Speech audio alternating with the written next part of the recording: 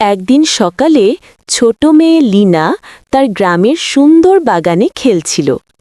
চারদিকে রঙিন ফুল ফুটেছিল আর পাখিরা মিষ্টি করে গান গাইছিল।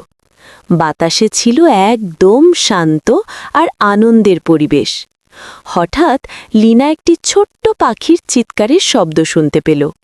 সে চারদিকে তাকিয়ে দেখল একটি ছোট্ট পাখি গাছের ডালে আটকে গেছে এবং উড়তে পারছে না। পাখিটি খুব ভয় পেয়েছিল এবং বারবার ডানা ঝাপটাচ্ছিল। লীনা একটু ভয় পেল, কারণ গাছটি বেশ উঁচু ছিল। কিন্তু সে মনে মনে ভাবল পাখিটাকে সাহায্য করা দরকার। লীনা সাহস করে ধীরে ধীরে গাছে উঠল।